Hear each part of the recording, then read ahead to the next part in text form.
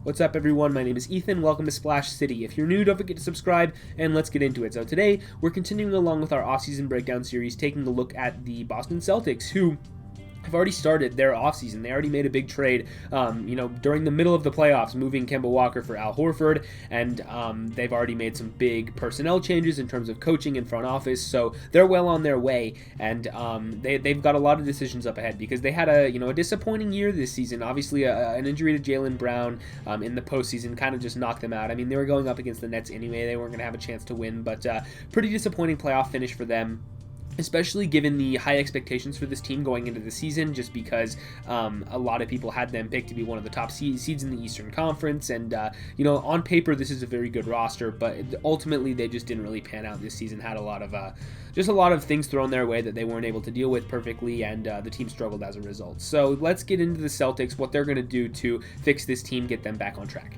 So like I said, Boston was very disappointing this season. I had picked Jason Tatum to win the MVP this year. I picked him to go far in the playoffs, just because I felt like Tatum was going to make this huge leap going into this season and, start to play really, really well as he continues to get better, because he was really good for points last year and going into the bubble and stuff like that, whereas this season he wasn't as great. So, he obviously dealt with protocol stuff and had to miss a month or so, and he talked about the after effects of having to deal with all that. So Tatum is obviously a really good, franchise cornerstone player, but the rest of the roster was a little bit underwhelming. Jaylen Brown was great, when he was on the floor, but he dealt with some injuries and stuff, and, he was a little inconsistent at points, dealt with some cold shooting stretches, dealt with some really hot shooting stretches as well out of Jaylen Brown. Kemba Walker also up and down. There's a reason they've already traded him. Marcus Smart was sort of up and down this past season. So the Celtics were really a team that was super streaky overall, and that just ultimately turned into their downfall, where they kind of hit a cold stretch during the last part of the season and going into the playoffs, and they just couldn't really overcome that. So here's the cap sheet. This is slightly inaccurate because Basketball Reference hasn't updated yet, but the Kemba Walker Al Horford trade has already happened. So Kemba Walker's not on this team. You'll see him at the top of the payroll there, and it lists him as expiring even though he has 2 years left on his contract, but he's not on the team. It's Al Horford. He has 2 years left himself at about $27 million for each of them. The second season of that is non-guaranteed. So they have Al Horford on the books for about $27 million this year, and then for 2022-23, that is non-guaranteed for about 26.5. So they could potentially cut him in the second year of that deal, but you expect that he would stick around on this team at least for this coming season, and he will be, the starting center. Obviously, he has a history with the team, was there a couple of years ago, left for that big contract with Philly, and he's been passed around a couple of times since then. So Horford is a guy who, he comes in, he knows the system, he knows how they go, how they run things around there, and he'll step right in with some of his former teammates, and I'm sure he'll make an impact, even though he's a little bit older, not as good as he was a couple of years ago, but Al Horford's still a nice player to have, even if he is a little bit overpaid. Jaylen Brown is on that extension that he signed a couple of years ago. That's looking great in hindsight. A lot of people are like, really, is Jaylen Brown worth, a near max on his rookie extension? Turns out, yes, Jaylen Brown's really good, made the All-Star team this season. I really love him as a player. I think he's, I don't know if underrated is the right word, because a lot of people have come around on him this year, but I was on the Jaylen Brown hype train, before he had his breakout season a year ago. I really like him as a player. I really like him as a person. I think he does some great work in the community and in terms of social justice work. So Jaylen Brown really is one of my favorite players personally that I have in the NBA right now. So I really like him, and I think he's a key part of the future of this team. He's going to be in trade rumors. That's kind of just the nature of his spot in the league right now. Like, he's really, really good, but he's not the best player on the Celtics, right? That's Jason Tatum, and the money that he's making, it's like, well, if they're going to make a trade for, like, Damian Lillard, or we saw that he was in the rumors for James Harden last year, just being on the Celtics, the nature of that means that he's going to be in the trade rumors if any big star does become available, but if I was them, I'd hold on to him at all costs because he's really good. Evan Fournier entering restricted free agency, not restricted free agency, why did I say that? Unrestricted free agency. He, is up for an extension this time. They traded for him at the deadline, of course. He was brought in with that trade exception that they got for Gordon Hayward. And who knows what the money's going to be like on him. They did save a bit of money doing the Kemba Walker Al Horford trade thing, so that makes it a little bit easier to sign Fournier to a decent contract extension, just because the luxury tax bill isn't quite so high. I expect they do want to bring him back. There's a reason they brought him in. He was not super great for them this past year, but I think there's some reasoning for that. Him having to miss some time initially when he got there, and he was just struggling shooting the ball. The whole team was kind of a mess, but I think with a full offseason under his belt, he'll probably be a little bit better going into his second season with the Celtics. Marcus Smart entering the final season of his deal. His status is very up in the air. Marcus Smart is a guy who has been in trade rumors for as long as I can remember. Past 4 or 5 seasons, every offseason it's like, oh, the Celtics might trade Marcus Smart, because he's a guy who is good. He fits on any contender. He can play a role on any good team in the NBA. His contract is very movable. He's worth the money. But obviously he has value to Boston. That's why they kept him around. But he also has value to any other team around the league. So if the Celtics are going to make a move, then Marcus Smart would be, one of the guys that they would consider to trade. Especially now that he's finally in the last season of this deal, he's going to be, a little bit more likely to be traded, just because if they feel like he doesn't want to extend or they don't want to pay him or whatever the situation is, then they want to trade him this season, of course, to get something back. So Marcus Smart could be a guy that could be moved, whether that's in the offseason or at the deadline if things aren't going well for the team. We'll see. Obviously, like I said, he does have value to Boston, and I'm sure they do want to keep him. But if there is a good offer out there, I'm not opposed to them trading Marcus Smart, just because I think that he's certainly not off the table. He's a good player, but if you can get something pretty decent back for him, I think that's okay to pull the trigger on that. Jason Tatum is locked up for a very long time, signed a massive 5-year extension on his rookie deal. No worries about him going anywhere at this point. I mean, he could theoretically ask for a trade within the next couple of seasons if things continue to, be sort of dysfunctional in Boston. But there's really not any rumors of that, and he's under contract for 5 more seasons, so it's not going to be for 3 or 4 years at most when Jason Tatum would potentially be wanting to leave. But he's only 23. He's really, really good. I think he has multiple All-NBA appearances in his future, potentially an MVP of the league. So Jason Tatum is a guy who I really like as a young player in today's NBA. Tristan Thompson is also in a final season of his contract. He signed the 2-year mid-level exception thing last offseason. That's also a very tradable contract. Him and Marcus Smart are the two really movable ones on this team. I would not be surprised whatsoever if Tristan Thompson was dealt this offseason. I think his fit was a little bit questionable last year. They have Horford now, so they don't necessarily need him as much. You can kind of run with Horford and Time Lord there as your kind of rotation at the big man spot. So you don't necessarily really need Tristan Thompson anymore. If there's another team out there that wants him, then you can probably dump him on somebody. We'll see if there is a move out there for him, but I would be, I honestly think it's more likely than not that he does not start the season next year on the Celtics. I think he's most likely going to end up on a different team. If there was any player in the league that I feel like is probably going to be dealt, Tristan Thompson's going to be up there.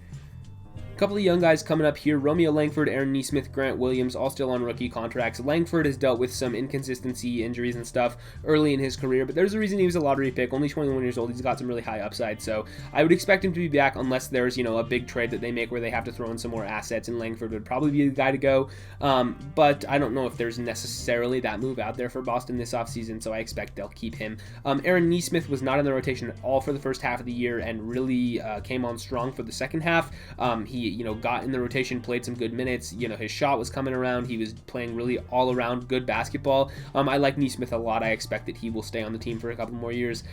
Grant Williams is, also a young guy.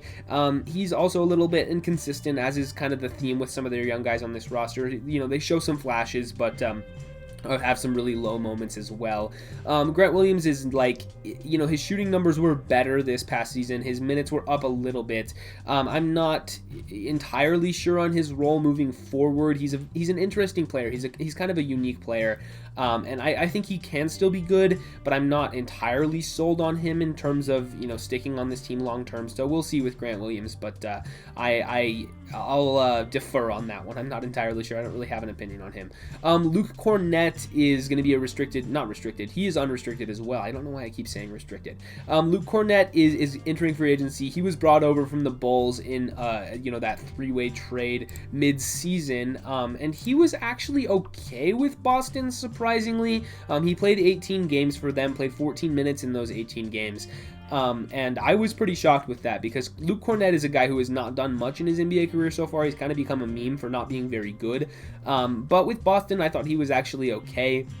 I don't know if he did enough for them to bring him back just because he has kind of the track record of not being a great NBA player, but I don't know, maybe he's worth another look, on a minimum or a non-guaranteed going into next season. He is only 25, so, maybe there's still something there for him, but, that one's kind of a toss-up. I'm not entirely sure. Couple of other young guys as well. Peyton Pritchard is, an older rookie, but he just finished up his rookie season. I knew he was going to be good coming into the NBA. He was a multi-year college player, 3-4 year college player. You get him late in the first round out of a good program like Oregon. Makes sense that he would be ready to step in and play a nice NBA role right away, just because he has that experience more than some other rookies do. So Peyton Pritchard, his shooting numbers were really great in his rookie season. He, made some good plays, had some good moments as a playmaker. I thought he was solid defensively, even though he's a little smaller. Peyton Pritchard is good, and it's a nice pick for them late in the first round. Robert Williams is potentially up for a rookie extension this offseason. He's, entering his fourth season in the NBA. He's good. I thought he made a lot of progress late in the year. I remember watching a game with him and being like, I don't know why the Celtics don't close with him every single night. They kind of figured that out, late in the year this past season, where he just became their best option at center. He was better than Tristan Thompson.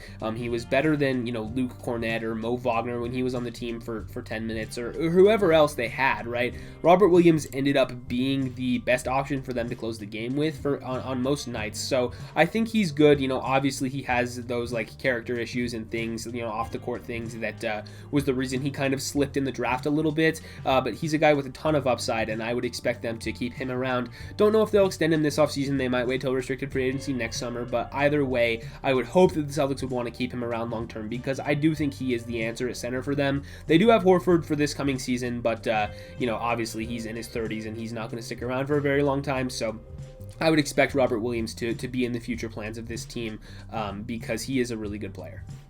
Bottom of the roster here, Semi Ojeleye entering free agency as well. He, is entering his fifth season in the NBA. He's unrestricted this offseason. He is not a restricted free agent.